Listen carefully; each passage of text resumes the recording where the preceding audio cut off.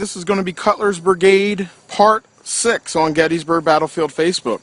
And we're looking at one of the monuments to the 14th Brooklyn, also known as the 84th New York Volunteers, here on McPherson's Ridge, here on the old McPherson farm. And it was here that Reynolds had a conversation with Colonel Fowler of the 14th Brooklyn. This was the last conversation that Reynolds would ever have. And we looked at this in our Forward, for God's Sake Forward, John F. Reynolds at Gettysburg series. Now, the 14th Brooklyn and the 95th New York, which were just on the other side of the John Burns statue, were in support of Hall's 2nd Maine Battery here on the Pike that were drawing the fire from Hers Ridge from Pegram's artillery. These two regiments were here to support them. In that conversation he has with Reynolds, Reynolds then takes off on his horse and rides right along here, along Herbst Woods, over to the spot where about 15 minutes later he would be killed. We're now at 10 o'clock in the morning. Just as Reynolds rides away, an old man of 69 years old, John Burns, walks up to this spot and asks to join the fight. One of the soldiers from the 95th yell out to him, "Go back home, old man." And Burns walks away and then later joins up and fights and is wounded fighting with the Iron Brigade. Now, of course, John Burns was a 69-year-old civilian here in Gettysburg, armed with a flintlock musket in his civilian clothing, joined the fight as the only civilian to fight at the Battle of Gettysburg, being wounded and actually being captured by Confederates, but he was let go when he said that he was in his civilian clothes with a flintlock musket looking for some cows that had escaped. So he made up a nice little fat story there and got out of a lot of trouble, which he could have been executed for. Burns does walk away and joins up with the Iron Brigade. But again, this is part of Cutler's Brigade as Fowler, Colonel Fowler from the 14th Brooklyn, has the last known conversation with John Fulton Reynolds. It is also here near this spot where General Harry Heath was wounded. Just on the other side of this fence is an old tree stump, and it's known as the Harry Heath Witness Stump. And as a bonus, I'm going to take you over there. This is the tree that Heath was wounded on the morning, or wounded by rather, on the morning of July 1st, 1863. Of course, the tree died and fell down and is rotted, and probably within the next 20 years will be totally gone. So we'll take a walk over here to the fence, and this is the tree stump where Harry Heath was wounded on July 1st. All this action with Reynolds and Cutler's Brigade, Dow's Main Battery happening in this area around 10 o'clock in the morning of July 1st, 1863. This has been Cutler's Brigade at Gettysburg, Part 6 on Gettysburg Battlefield Facebook. Hers Tavern. It was here in the morning of July 1st, 1863 that Pegram's Artillery Battalion was set up all along here on both sides of the Chambersburg Pike, facing in that direction there. Now, this battalion had 20 guns. They had 5 of them that were set up right here, and then Brander's Battery set up just to the north here on Hers Ridge Road. Now, of course, in 1863, these batteries that were set up on both sides of the Chambersburg Pike were looking in that direction. And, of course, a lot of this growth that you see was not there. So they had a very easy view of the Union soldiers. This artillery had supported the Confederate attack as they made their way up the Chambersburg Pike, fought on through the Emanuel Harmon farm, crossed Willoughby Run, and then headed over to the Edward McPherson farm, where the fighting got hot and heavy between 9:30 and 10 o'clock in the morning of July 1st, 1863.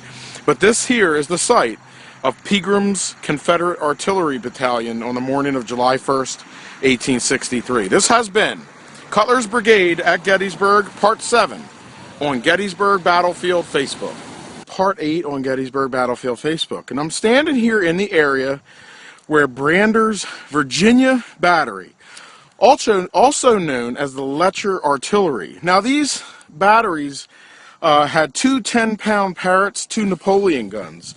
And they were pointed in the direction of our camera here on the morning as a part of Pegram's artillery, which was here along the Chambersburg Pike. And these guns were focusing in this direction here. In front of us in the distance, you can see a house and a barn here. That was owned by a man named James Wills, and it was rented to a tenant farmer, a black tenant farmer named William Job.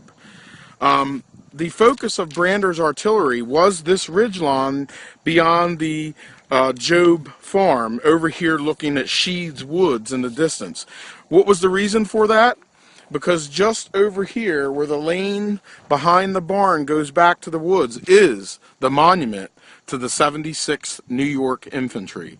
And that was the aim of the Brander's artillery. They did quite a bit of damage to the 76th New York Infantry, which was just over there on the ridgeline on the morning of July 1st, 1863. And if you remember, the swale was over here. Cutler's brigade was supposed to cross the Chambersburg Pike and then line up on this ridgeline. Some of the confusion sent them over to the McPherson barn, and Hall's main battery was brought over in this direction to concentrate their fire on Pegram's artillery battalion. Brander's sat here to the north. Their focus was aiming just past the Job farm at the 76th New York Volunteers. This has been Cutler's Brigade at Gettysburg, Part 8, on Gettysburg Battlefield Facebook. Brigade at Gettysburg, Part 9, on Gettysburg Battlefield Facebook.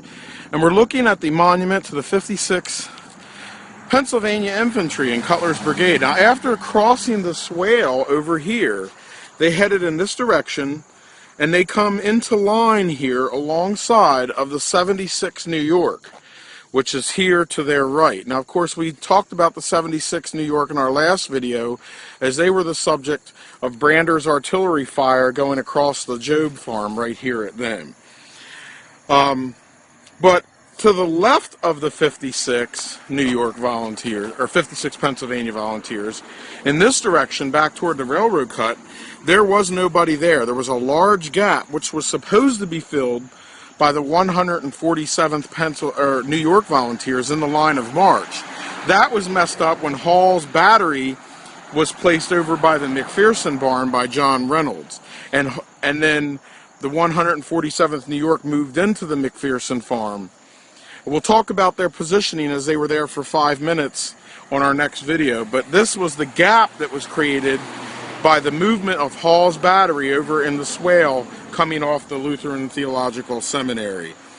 This has been Cutler's Brigade, Gettysburg Battlefield Facebook, and we're passing the monument for the 147th New York Infantry, which sits here near the railroad cut.